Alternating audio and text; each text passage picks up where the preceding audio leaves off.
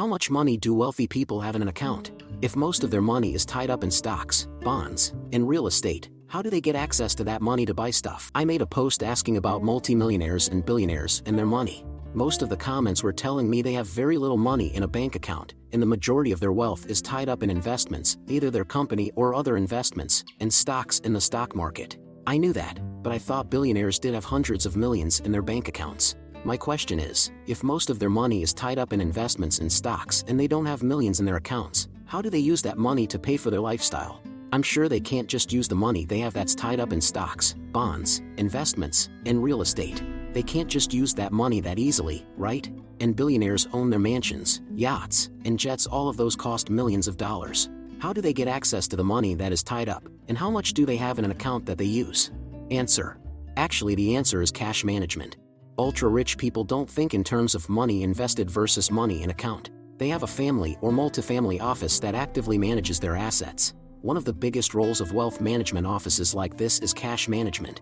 It's basically budgeting for people with 8+ figure net worth. There are specific staff that do nothing but project the cash needs of these individuals over the next month, quarter, and coming years. They plan out asset sales and future investments based upon the cash in and projected to be in the account. If the wealthy individual wants to buy a boat or vacation home or anything like that, they simply tell their family office and the expense is tossed in the calculator to make sure the money is available when the purchase is expected to be made. TLDR, people at this level don't have some checking account they are spending money out of. They have full-time staffs that constantly budget and manage their finances. It's not about a bank balance, it's about cash flow. Update. I'd like to speak on this since this is very near what I do for work. Let's say we have family A with a total net worth of $100 million. Patriarch is dead. We are now on the 4th generation, 15 grandkids total, spread out across the country/world. This money is all owned through a maze of trusts which pay income and principal to different people, beneficiaries. Each of these trusts have rules for how money can be spent and the process for that. The private wealth, fancy estate planning firm works hand in hand with a family banking office to facilitate everything. Let's say Susan wants to buy a house. Susan doesn't worry about getting money together. Susan calls Larry at the family office. Larry calls the law firm to see what trust is the most suitable for this distribution, and then the wheels start turning. Larry calls Susan to say all will be handled. Law firm gets trustees together to DocuSign a resolution authorizing the money, and gives that to the family office. Family office either had enough cash on hand based on planning, or they sell different assets. I'd say a big purchase like a house can be done within a couple days if it had to be done so quickly. I know this was kind of an estate planning rabbit hole, but suffice it to say, 8-figure people aren't checking their Bank of America app to see if the card will go through. It will. There's a team of people making sure of it. And if there is an issue, then the bank will do whatever it can to ensure no disruption is felt by the client. Update. Trusts can be funded with virtually any type of property. Trusts don't avoid taxes necessarily, but they can. See, trusts deal with estate taxes, gift taxes, and generation skipping taxes. The big way for ultra-wealthy to avoid, minimize, taxes is by use of a dynasty trust. This is a type of trust where the trust income, dividends, sale of assets, is paid to person 1. When person 1 dies, they pay no taxes on the trust assets and the trust now pays person 2. Person 2 dies, then it goes to person 3. The gist of it is that once the original transferor, grantor, puts money in the tax and pays the transfer tax, if any, then the trust is free to grow very large forever with no more taxes. For example, grandpa puts $1 million in a trust. The trust pays income to your dad for life. When your dad dies, nothing is included in his estate, since he has nothing to transfer. You get the income interest once dad dies. When you die, your kids get the income interest. When your kids die, their kids get the income interest, etc., etc. Once grandpa paid the generation skipping tax on the initial $1 million, there will never be taxes due again. So if by the 7th generation the trust is worth $100 million, that is untaxed. The major caveat is that many states still have rules against this type of trust, and they limit the trust length to 21 years after the death of the youngest beneficiary at the time of creation. Also, this is a very complicated tangent that wasn't answering your initial question. Also, to the bank account question, the beneficiary is who gets money, trustee controls it. Trustee absolutely knows how much money is in which account, since they have a duty to know so. The beneficiary, while they are allowed to know, typically do not care to know so long as they have access when they want it. Update. Let's give an example with made-up numbers. You can use the math with real names to get an estimate. Do look over it with an accountant if you plan to do any of these kind of shenanigans. This is not financial advice. So let's assume I have $20 million, net worth. Every year that amount grows, partially due to inflation, as the price of my capital increases, but also because these assets increase in value on their own. In total, my assets increase by 7% yearly on average. Now I'm going to take a loan backed by my net worth. Similar to a mortgage being a loan backed by a home, which the bank will take over and sell if you can't pay, you can have a loan backed by any other asset, stocks, for example, which the bank may sell and take the money if you can't pay your loan well enough. We'll also make the loan be a balloon loan, that is, we make one big payment at the end for the whole thing. We'll use only 5%, $1 million, of my net worth at 4% yearly interest over 10 years, $100,000 every year, tax-free. Now let's see what happens after the first year. My debt increased by 4% to $1,040,000, but my net worth has increased to $21,400,000. As you note, my net worth already increased a lot more. Say that I could take the same loan I did last year. So I can take out 5% of my net worth, or $1,070,000. So what I do is, refinancing. I take out a new loan, then pay down fully the old loan, and keep the difference, $30,000. I'm still spending my first loan, so I'll just reinvest that extra money back. My net worth is now $21,430,000. Let's see what happens year after year. So now it's the 10th year, I've run out of money. Though even though I haven't done any work or made any income, and all I've been doing is spending $100,000 a year, yet somehow, through the power of compounding interest, my net worth is now $39,864,820 while my debt is $1,934,505 and I'm about $18 million richer than I was before, almost doubling my money in 10 years. Again, not doing anything but spending $100,000 a year. And not only that, taking loans and refinancing constantly, leveraging, made me an extra $521,792 on top of it all. So I literally get paid to avoid paying income tax. Wait, but refinancing is so powerful, why not use it as part of a reinvestment strategy? Basically, we take loans, but rather than spending the money, we reinvest all of it. If you have enough money, you can do that, which means you can get a higher interest rate. Say around 9%, there's more shuffling of how assets are distributed to account for new risks. We can go higher taking higher risk, but let's just say that somewhere around 9% is the max I can get on average. That is, some years are better, others worse, but taking more leverage means worse years are way worse and counter most extra gains. So let's use that interest rate as how much we accrue and repeat the whole process again. Now we have two loans, one which is being reinvested and the other is for spending, but I ignore the one that is being reinvested, as it's part of my investment strategy and fully covered by the interest rate. I won't draw a new table, I'll just give you how much we have in year 10, $48,377,596, and how much we owe now, $2,307,922.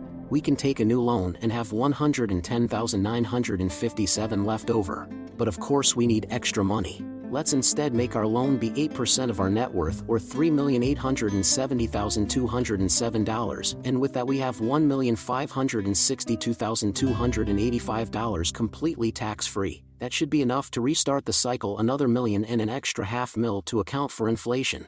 Yeah, now I am using 8% of my wealth. In another 10 years I may need to increase this up to 11%, and eventually, at this rate, in just 311 years, give or take, I'd basically be leveraging all my wealth, and I wouldn't be able to take an extra loan to be able to invest. But of course this assumes that I am not getting any kind of payment, that I am not investing in new things that increase my gains to far more than 10% but at very high risk. That needs a lot more money. Also lower the loan interests a bit more, to say 2% or less. Think just a few years ago, and you realize it's almost free money. You could take a PPP loan, invest it into some stock, then leverage a very high amount, and in just 2 years you'd be able to take a loan against those investments to pay the PPP and start the refinance treadmill. This might also give you a clue to what was happening since 2008 and what the big bailouts meant. Update. If you take out a loan, your net worth doesn't go up because you have the money from the loan. That's the entire point of the word net. Some new bank isn't going to offer you a loan on your gross assets of previous net worth plus cash from the loan, because you also have the liability of the debt. Otherwise, anyone with a net worth of, say, $1 million could leverage this process into the sky by accelerating the timescale from one new loan per year to one per week. I haven't analyzed the rest of your argument because of this flaw in terminology. I believe the reason the ultra-wealth live off debt has more to do with avoiding taxes on realized gains. If my startup balloons in value such that the stock I own is now worth $1 billion, I could fund my $5 million per year lifestyle by selling stock. but I'd have to sell $7 million in stock and pay $2 million in taxes on the realized capital gain. Or I can take out a $5 million loan backed by 2% of my stock holdings. I don't sell the stock, so there's no tax. And I expect that $5 million in stock to actually grow at a rate as fast as the loan interest. So next year I can pay off the $5 million loan plus the $250,000 in accrued interest, possibly taking that as an expense against my business gains, even. But now my $1 billion in stock is worth, say, $1.07b, of which the $5 million loan collateral is now worth $5.35m, which is $100,000 more than I paid in interest. So instead of paying the IRS $2 million in real dollars this year, I have deferred the payment and can continue to do so until I die, at which point I'll use trusts to protect the money from my heirs. This works great until your business collapses and your $1 billion becomes worth $500 million. If the problem is big enough, the bank that loaned you money will demand that you assign more and more of your stock to as collateral until you actually have very little unleveraged stock to work with. TLDR: the US tax system needs to be updated to treat unrealized gains used collateralized non-business loans as compensation for income tax purposes. A loan to refurbish your business headquarters is a legit business expense, but a loan to buy a yacht is not, unless your business is yachts. Update. This is why I used a term as oxymoronic as gross net worth. Here it is referring to your net worth, but ignoring this one loan we're using here. Probably a better term would have been pre-spending debt asset worth, but it also implies that it doesn't account for other loans, but it totally does. Also, the net worth isn't going up because of the loan. Rather, the net worth is accruing value as its own thing. The net worth goes up faster when you loan, because you invest the money of the loan, make more money than the debt increases, pay back the debt in full and keep the extra cash. You keep repeating this again and again. This is what leverage means. I get it, you're hung up on the concept. I did try to purposefully imply you need to think on what it is rather than what it looks for, because there isn't a concept for what I am proposing as we think of it here, because it's a very specific scenario.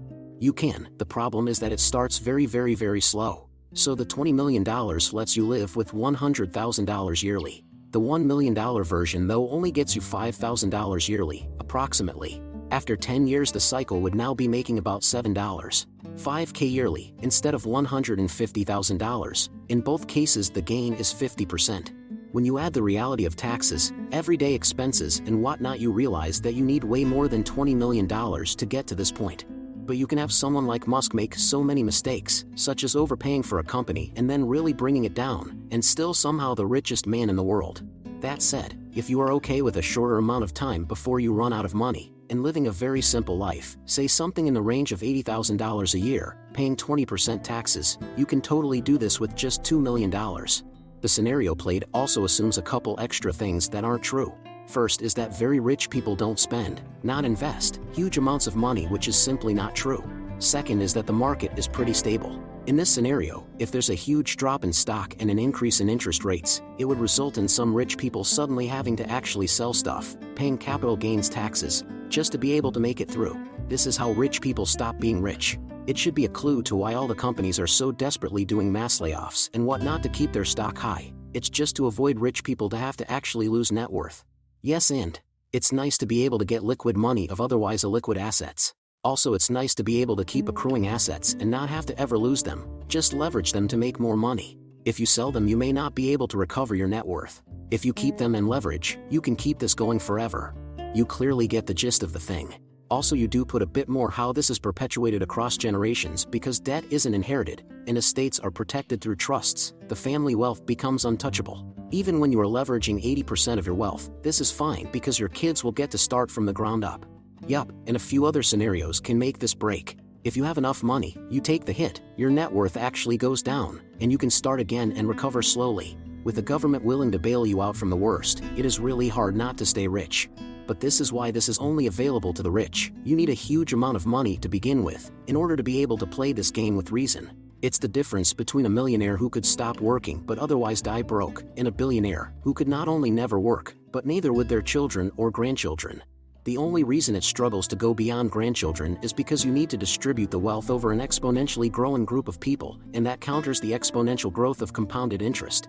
The US tax system needs to be updated to treat unrealized gains used collateralized non-business loans as compensation for income tax purposes. Yeah, that could work, but it's only one of many holes. I think a whole revisit is in order. Taxing spending rather than income would make a huge difference. It doesn't matter how many hoops the money jumped through, once you paid for the yacht you'd have to pay taxes on that. And obscuring by jumping only risks that it gets reported as being spent twice and you having to pay extra taxes. It has issues and challenges, but they are easier than fixing the current system. IMHO.